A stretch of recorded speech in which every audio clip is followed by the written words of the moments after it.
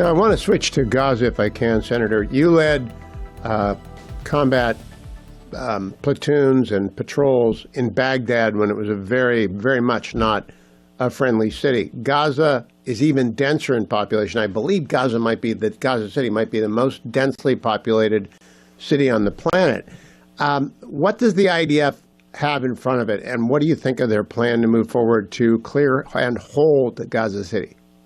Yeah, well, Hugh, first off, not to minimize the threats faced by any American who served in Baghdad over the years, but it really pales in comparison to what we faced or what the IDF faces in Gaza. For instance, in Baghdad, no American troops had to worry about an underground tunnel network in which you could have ambushes pop up from trapdoors or through other openings at any point, putting aside questions of density.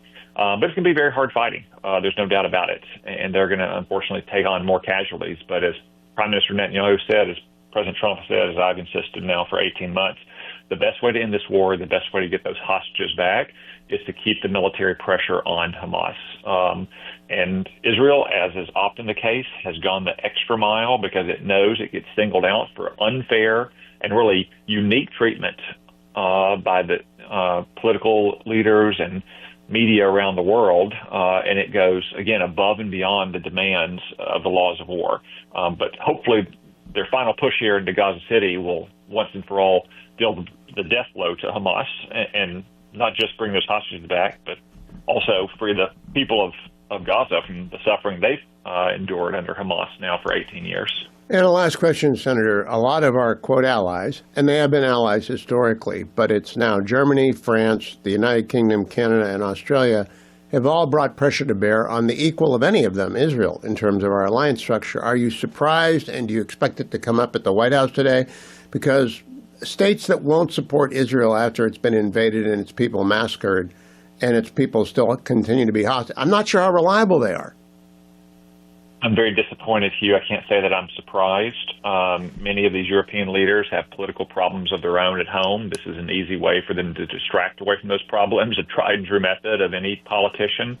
It's relatively cost-free to them. It doesn't harm them in any way, even though it makes things much harder for Israel and, by extension, the United States, since we're Israel's chief backer.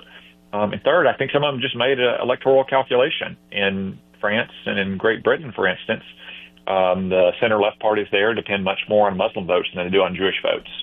You've got a number of Labour members of Parliament, for instance, in the UK who need Muslim votes to get elected, and they're making a crass political calculation, which unfortunately ends up rewarding terrorism and making Hamas that much less likely to capitulate when they see that they've got prominent European leaders coming to their aid.